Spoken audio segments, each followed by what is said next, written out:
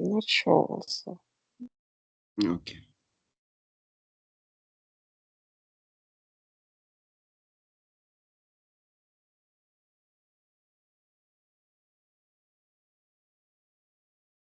So this is the last assignment, or it's number 3? It's not the last. I think we have, I'm not sure. I'm not sure. So this is assignment 3. So we'll start with number 1. Don't forget to record.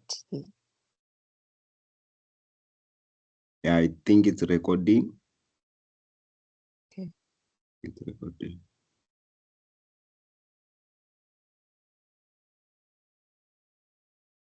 Is the screen sharing now? Yes. Okay. And I think the due date is somewhere in September, if I'm not mistaken. September. So On you the have 3rd. time on the 3rd of September. Okay. So we'll start with number 1, isn't it?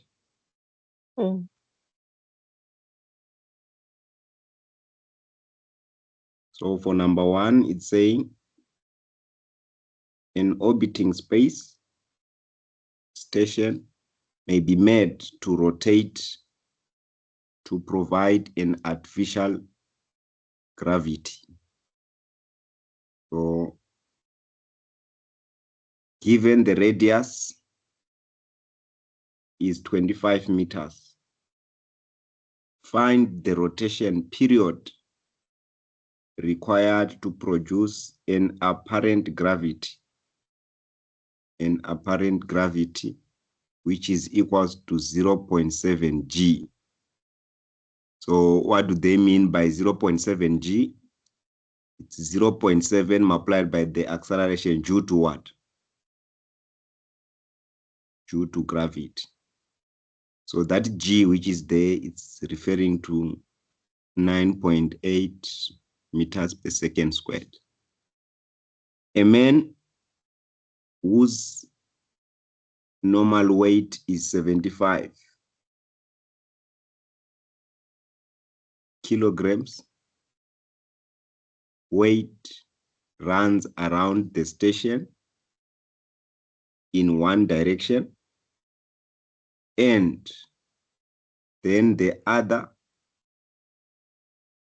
which means on a circle on the inside, on the cylindrical wall at 5 meters per second, which means on the circle inside of the cylindrical wall at 5 meters per second. So find his apparent weight in each case. What effects will he experience if he climbs a ladder to a higher level, i.e., that is closer to the axis, climbing at 1 meter per second? So let's analyze the question, everything that is given there, bit by bit, so that does not confuse anyone. All right, so just in summary, for question 1, artificial gravity in a rotating space station. So this is just the analysis of the question. What information are we given? A rotating space is a radius of 25 meters. So you have to find the rotation period. That was the question. Find the rotation period required to produce an apparent gravity of 0.7. So this is the first question which you are supposed to solve. Find period, that is the first part. Then a man, which is 75 kilograms, runs inside the station at 5 meters per second in 2 opposite directions. Find his apparent weight in each case. So analyze the effects when he climbed a ladder up towards the axis at 1 meter per second. So that was question 1. So now we want to attempt it. Question number 1. Want to attempt question number 1 in detail while we are substituting the formulas, etc. So the given information is what we are given here. The radius of the station, which is R, 25 meters. And when you write your assignment, don't put this comma. Okay, just write 25 meters. Okay. The artificial gravity, A, should be equal to 0.7 multiplied by G. Assuming that our gravity G is 9.8 meters per second. This is our acceleration due to gravity. Assuming that it's 9.8 meters per second squared, which means our artificial gravity, A, is going to be 0.7 multiplied by 9.8, which is equals to 6.6 meters per second squared. Then from there, we are given that the man's mass is 75 kilograms and the man's speed 5 meters per second. While he's climbing the ladder, the speed is 1 meter per second. So for A, we are required to find the rotational period for artificial gravity, which is 0.7 G. So first we use the formula for centripetal acceleration. Since this is a circular motion, which means you are going to use a centripetal acceleration. The person is not moving along a straight line. We are having a radius, so which means the motion is a circular. So which means we need a centripetal acceleration because the motion is not a straight line, where you can say acceleration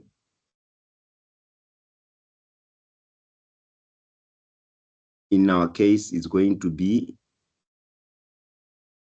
omega squared R. Omega squared R. So in such similar cases where we are dealing with rotational, something rotating or circular motion, your acceleration always, this is a formula to remember. They don't give you formulas in physics. There's no way on the formula sheet you'll be given that. So already when they talk of circular motion, you know that acceleration in a circular motion is given by omega squared multiplied by the radius.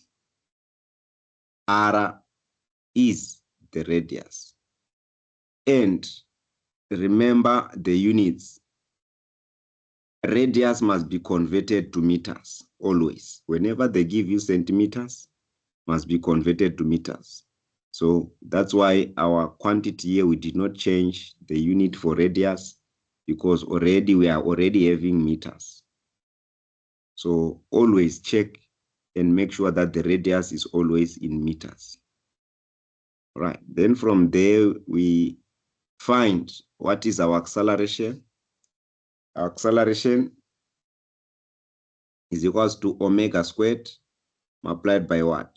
By R, which implies that omega is equals to square root of A over R. Where did it come from? It's coming from making omega subject of the formula. A is equals to omega squared multiplied by R.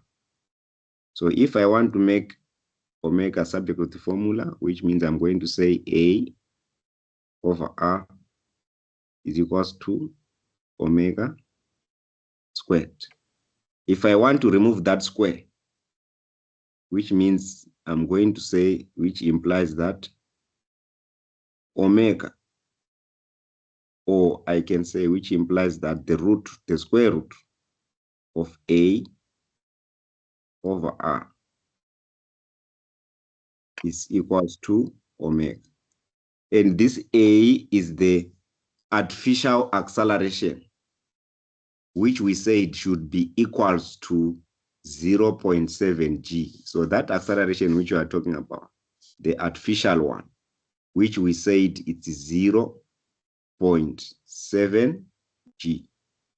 So we already calculated that A is this one when we're calculating that acceleration, which we said that artificial gravity, acceleration due to gravity, the artificial one. So that is the one that we replaced, we substituted in our equation. So here we have found that our A is 6.86. 6.86. Our R is 25 meters. So square root give you the omega.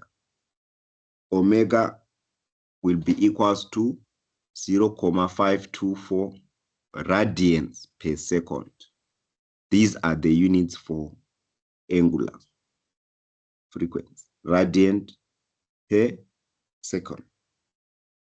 Any question there so far where you want to ask before we go any further?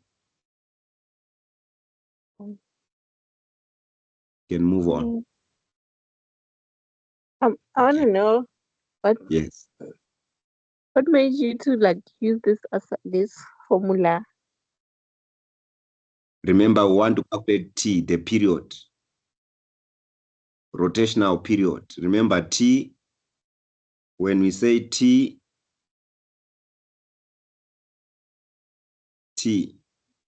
period, there is a relationship between T and omega, period T and omega.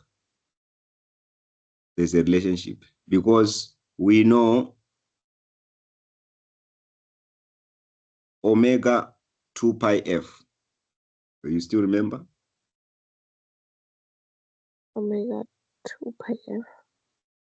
When we are dealing with this formula, we did with this formula before. 2 pi multiplied by the frequency. And we know that frequency or period is the inverse of the frequency. Period in frequency. So the relationship between omega, period, because period is being contained in ft, frequency. So we can play around, then we can calculate the what? The period. So that is the reason why we started by calculating the angular frequency. So let's go to our formula. Once we have calculated the angular frequency in radians per second, now the period T, check now, the period T, 2 pi f. So we said omega is equals to 2 pi what? F. Can you see? Yes. So if I am to replace F, now I introduce T. What is the relationship between F and T? So it's just the same as omega is equals to 2 pi. Where there is F, I don't put T because they are not the same. But it's multiplied by 1 over what? Where there is F, I put 1 over T. So which means in other words, just by dividing by what? By T. Just dividing this by T since it's 1 over T. So that is another way of writing this equation. Another way of writing this equation, you can write it like this. Where there's F, you put 1 over T, which means the denominator becomes a T. Can you see? Oh, I remember. You did say that F is equals to 1 over T, right? Yes, F is equals to 1 over T. So where there's F, you put 1 over T. Okay, that makes sense. The T is on the denominator. Then now, since you are looking for the period, you make T subject of the what? Of the formula. The formula. It's cross multiply. So the T now comes here, and then the W, which is the denominator, it comes down. They just swap, cross multiply. So T is equals to 2 pi over omega when we cross multiply. 1 times 2 pi is just 2 pi. You're cross multiplying. Or either you can say WT is equals to 2 pi. If you understand it that way, you cross multiply. In other words, omega T is equals to 2 pi. Like that, if you cross multiply. Then when you divide both sides by omega, here you divide by omega, there you divide by omega. The omega, they cancel. What are you left with? That. 2 pi over T. So that is the What formula coming from. So I must tell you that the original formula that you must memorize is this one. Everything comes from there. You can make T subject to formula, you can make pi subject to formula, you can make F subject to formula. So you don't need to memorize this one. The one that you must know is just omega is equals to 2 pi F. So here, if they want T, you can make T subject to formula, then you can solve. 2 pi radians over 0.524 radians per second. And here I told you, you set your calculator into what? Rad. Yes, you set calculator into rad mode, into rad mode. Set your calculator into rad mode, radians mode. Okay. When you are dealing with this one, set your calculator into radians mode. But that 11.99 is not on the rad mode. It's not in the rad mode. It's in the what?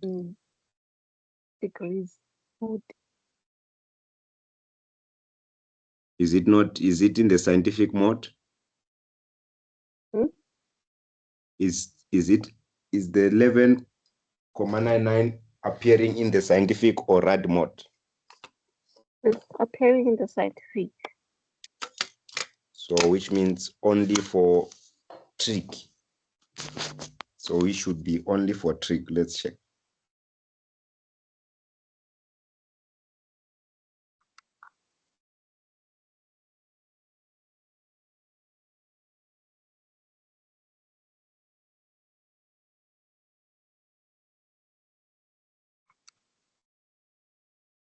So when you punch 2 pi in rad mode, it's not going to give you that answer, isn't it? It does give you 11.99 in the rad mode and also in the degree mode. The degree, the one that which gives a D.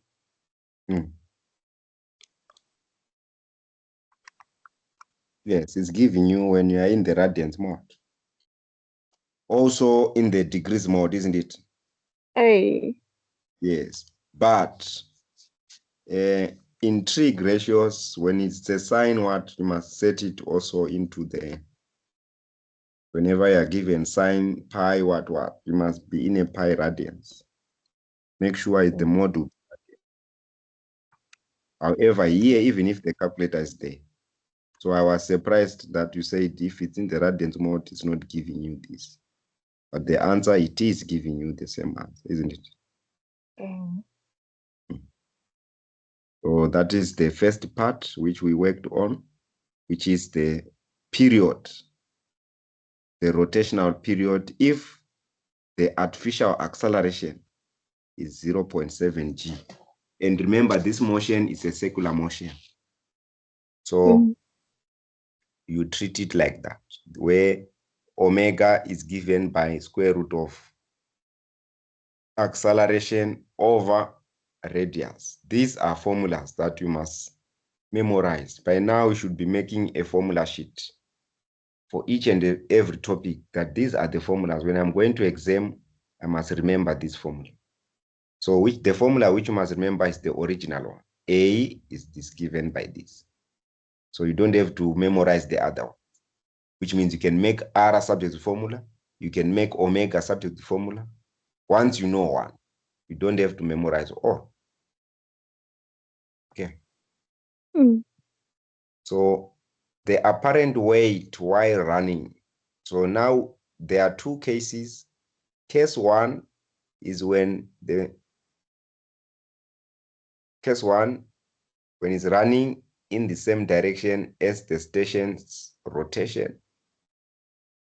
And also we are having case two is running opposite to rotation. So there are two cases there. When it's running in the same direction as station's rotation, in the same direction as station's rotation. What does that mean? It means if the station is rotating in this direction, also the person is running in that very same direction, running again in that very same direction, if it's anti-clockwise. That is case number one, which is case number one. Then for case number two, it's whereby the person is running in opposite direction, which means instead of the motion, case number two, it's in the opposite direction, which means it's meeting.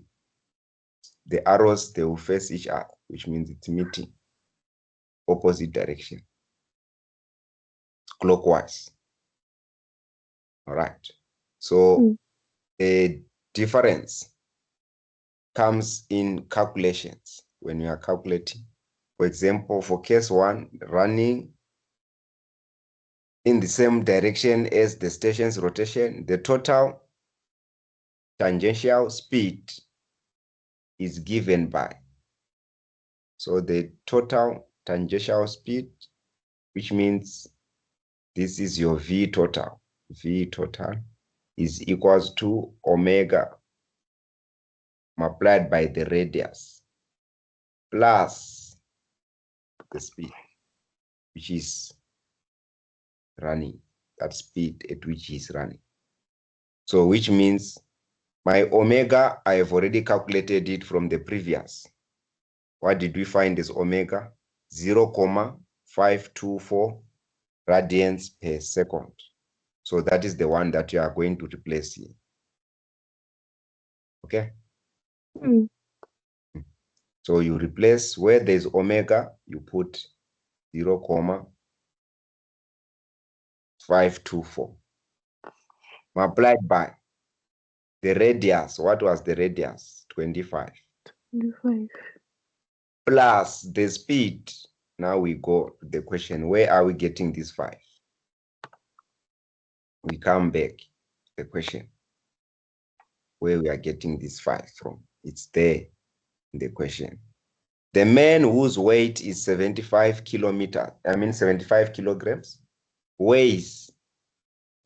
runs along the station in one direction and then the other direction,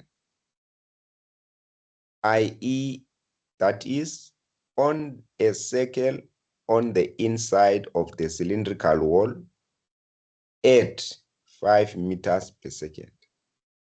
Find his apparent weight in each case. What effect will he experience if he climbs a ladder at a higher level, i.e. closer to the axis? So the first part, which you want to determine his apparent weight in each case, is while he's running at 50 meters per second. So they are saying in one direction and the other direction, which means these are two opposite directions. That's where you are getting the information from. Is it clear? Or there's something you want to ask here? No, I get it. Okay. So we are done that part. Let's continue. We calculate the apparent weight. So now we are calculating the apparent weight while running.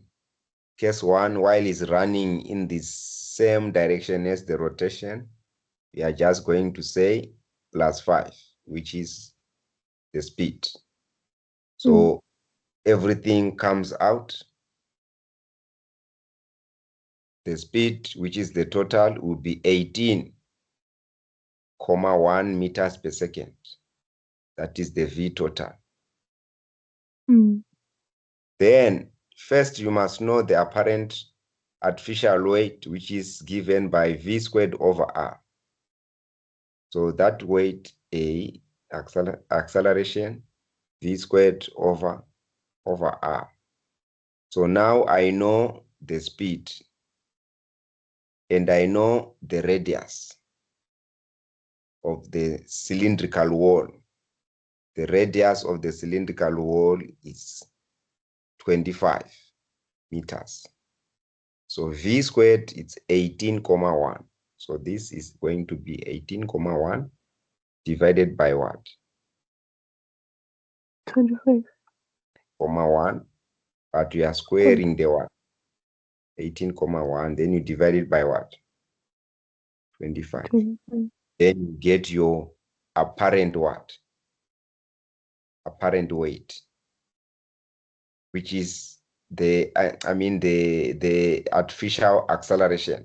So the A is representing the artificial acceleration given those particular conditions of running at a speed of now 5 meters per second, artificial acceleration. So that acceleration is approximately 13,1 meters per second squared in that circular path, how the climber is running. Therefore, if you know how to find the weight, it will be mass times acceleration. So the mass of this climber is 75, and always make sure it's in kilograms.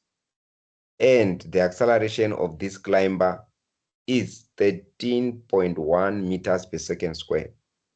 So multiplying these two figures, they give you the weight, which is the apparent weight of the climber. The apparent weight of the climber. Any question there? No, makes sense. It's running in the same direction as the station's rotation. Right, now we are having the case 2, where the climber is running in the opposite direction, opposite to the station's what? Rotation. So the only difference comes here. In the same direction, we are adding. In the opposite direction, we are what? Subtracting. Subtracting, that's all. So you do the same, omega, you have calculated your omega times R, stays the same, 13,1. Instead of adding, you are now subtracting. So which means your V total is now 8,1. You square it, 1 squared, divided by 25, you get your artificial what? Acceleration. Then you know that weight is equals to times what? Acceleration. The mass is 75, the acceleration is 2,62. Then this is one is your what? That is the weight that you are looking for when the climber is running in the opposite what? Direction to the station's rotation. Any question? No, it's clear. Clear. Then now we are going to the last part. When the runner is now climbing towards the axis R at 1 meters per second. So climbing towards axis R decreasing. Why is R decreasing when a person is climbing towards the axis? This is the cylindrical wall. There's a thickness. Cylindrical wall. then it has a thickness going there in that direction. 3D, something like. So the person is running towards the axis. So the axis is running through this center. Axis run. So if this person is running toward, the radius is what? Decreasing. The radius is decreasing. It only increases if it's running away from the axis. The axis, the line that is running through the center of that cylindrical wall. So if the person is running towards the axis, R decreasing. That is the idea. When climbing upwards at 1 meters per second, radial distance decreases since angular momentum is conserved and his tangential velocity increases, leading to apparent weight decreasing.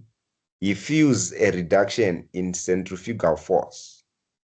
So the question here, which we are supposed to answer for number 1 point, question number 1. The question we have calculated already is apparent weight in each case. When the weight when is running in the same direction. station's rotation, and his apparent weight when is running in the opposite direction of the station's rotation. Okay. Now the last part is that what effects will he experience if he climbs a ladder at a higher level? If he climbs a ladder to a higher level, i.e. closer to the axis, and is climbing at 1 meters per second. So here we are now analyzing it in physics terms, giving the effects. There is nothing to calculate here. They did not say calculate what. They just say what effects will he experience if he climbs a ladder to a higher level, i.e. closer to the axis. So we want those effects. So the effects are the ones which we are discussing here now.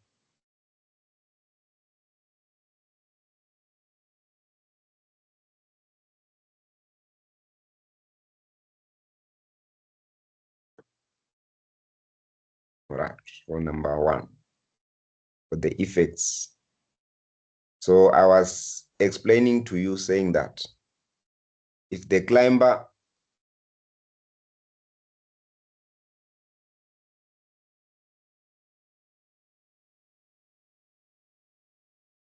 while climbing towards towards axis, R is decreasing. I have explained why R is decreasing. Climbing towards the radius is decreasing when you are moving towards the center, until you are now with the axis, which means the radius is 0. So what you are going to explain is that when climbing upwards at 1 meters per second, the radius distance, which means the radius, decreases. The radial distance decreases since angular momentum is conserved. His tangential velocity increases, leading to apparent weight decrease. When your apparent weight decreases, he feels a reduction in centrifugal force, meaning what? When he feels the effects, that is the effect that we are looking for, that they feel, which means the reduction in centrifugal force is coming as due to the fact that the apparent weight is decreased. Oh. So Okay, those are that's the it. effects that the person is going to. The reason why the apparent weight is decreasing, it's the apparent weight decreases is because of the radial distance that is also decreasing. Because this, since momentum is conserved, which means the momentum before, the mass and velocity before, and the mass and velocity after is conserved, his tangential velocity increases, leading to these two conditions. These are the effects which are going to arise, which means the apparent weight will decrease and he feels a reduction in centrifugal force. So Mm, you can add more for that question. If there are more effects, I will try to look for if there are more effects just to score some marks. Then for question number 2, let's go to number 2.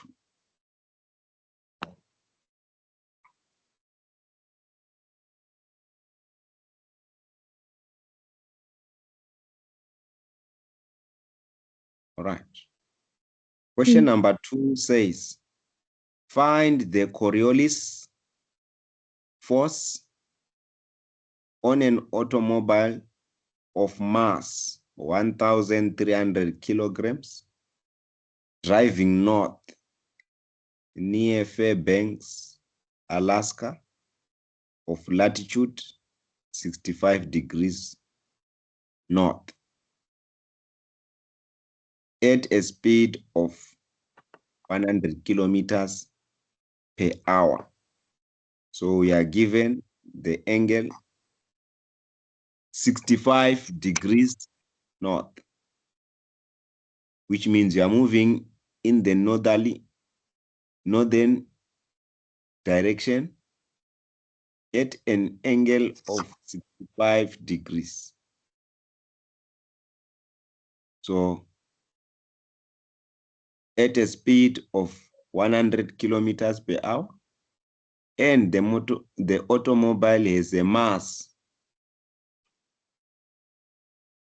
of 1,300 kilograms. So find the Coriolis force on this automobile. That is our question there, finding the Coriolis force.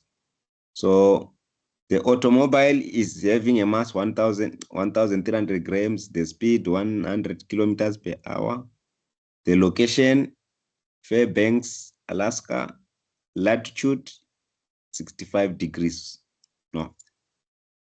Compute, which means find the Coriolis force acting on the vehicle as it moves northwards, which means the north. So we want to attempt that one, which is our number 2. Number 1, we are done. So the given information, mass, velocity, kilometers per hour. And you convert the kilometers per hour into standard units, which are meters per watt. okay. Do you know how to convert? Mm, Clementine? no. You know how to convert kilometers per hour? So this is what you do now. You are given 100 kilometers per hour, means divided by what? It's 60. Per hour, 100 kilometers per hour, it means divided by 1 watt. 1 hour, Mm, isn't it? Yes, divided by yes. 1 hour. Right. You want to convert this into meters per watt per second. Okay. Convert, whenever you hear about conversion, they are simply referring to multiplying. Convert, you are multiplying. That is the trick when you want to understand these things. Your desired outcome must be meters per watt Per per second. second. Yes. So which means I must have a unit on the numerator, which must be in meters, since I want a meter.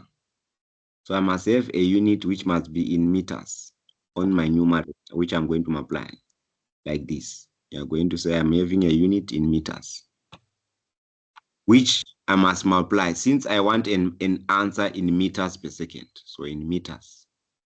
Then you say, I must also have a unit on the denominator, which must cancel this kilometer with this unit down here. So that's what you want to do. So we are going to say, on my denominator, I must have 1 kilometer. Here. And on the numerator, how many meters are there in 1 kilometer? Meters. Kilometer. How many meters? 1,000. 1,000, which means 1,000, isn't it? You write your 1,000 on top. So any number times 1 stays the same. Our speed was 100 kilometers per hour. Another way of just writing 1, it's you are just saying 1,000 meters, divide them by what? By 1 kilometer. If I convert 1,000 meters, I get 1 kilometer. What is 1 kilometer divided by 1 kilometer? Just 1. 1,000 meters divided by 1 kilometer, you just get an answer which is 1.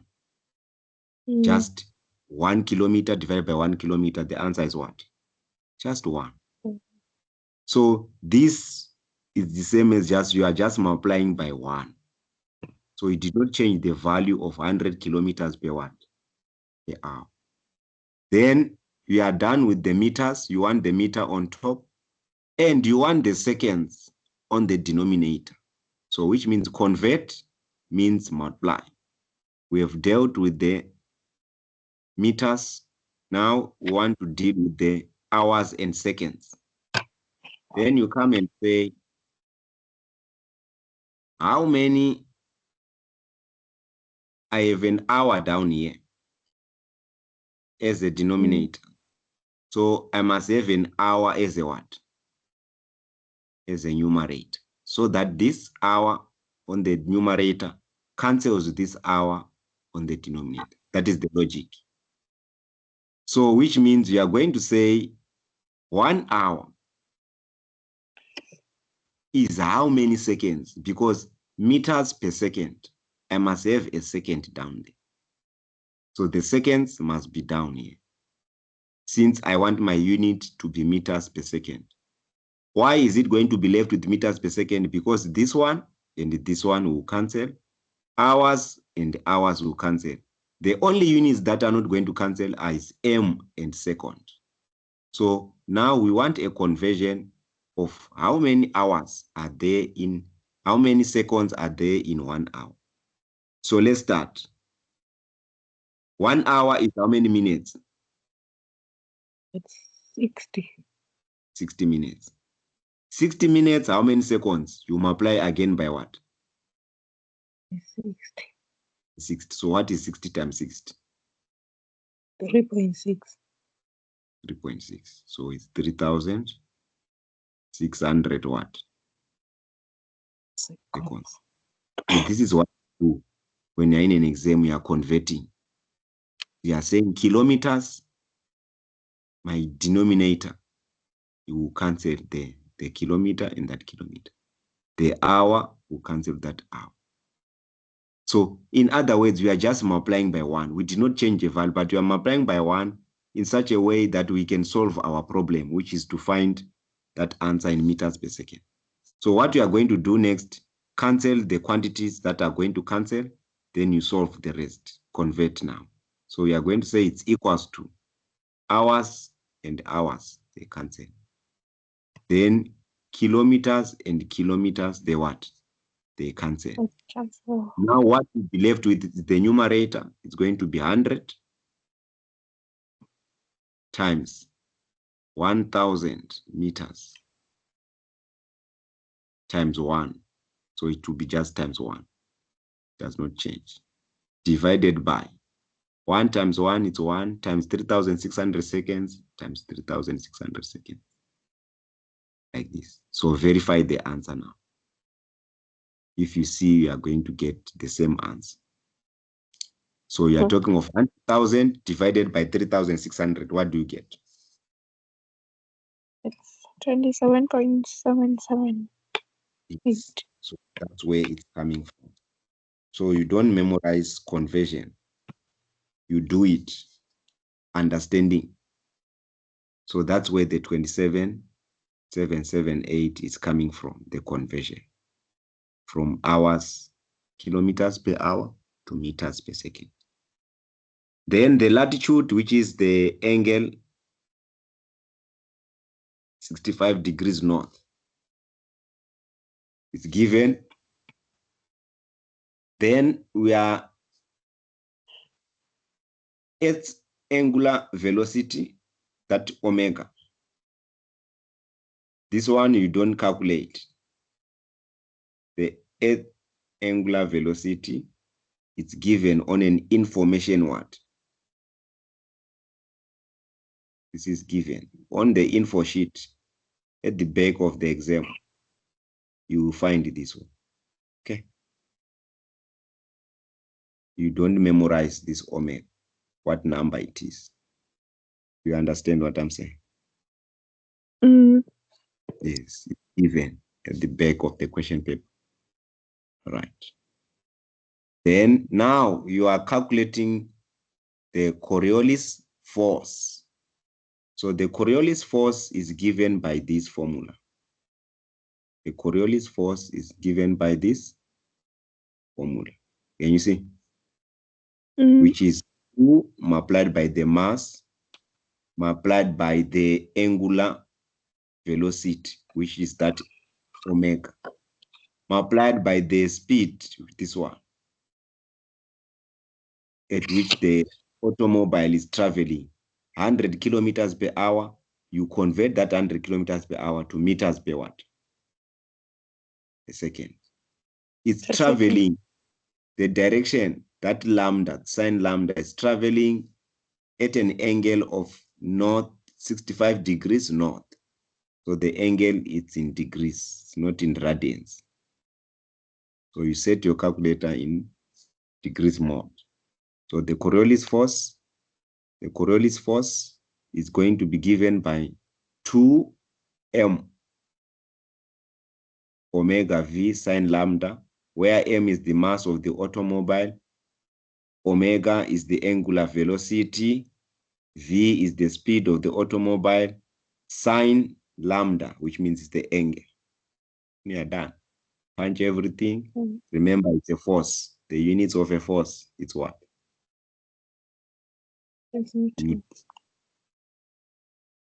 This number you are given on the info sheet.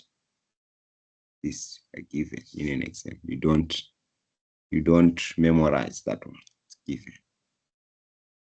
So we'll stop here for today. Tomorrow we'll continue to number 3 and 4. So the answer there, the Coriolis force, which means FC, the Coriolis force is approximately, when you round off, to be 4.8 newtons, directed to the east. Directed to the east.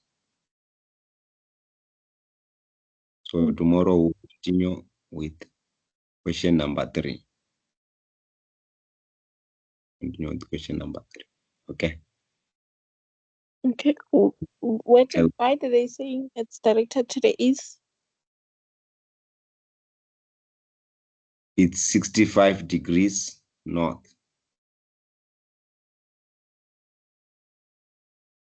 Directed to the right or in the easterly direction.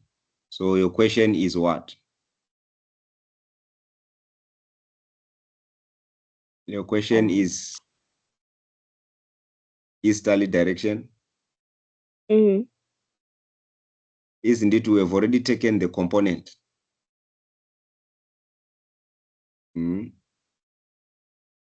If you talk of sine,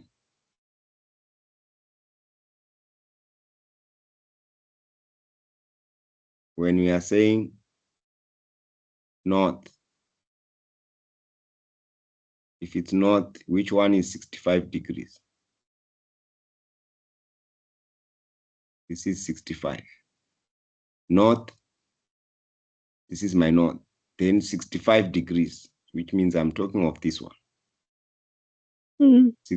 60 what? 65 degrees. So if I use sine, which component did I use?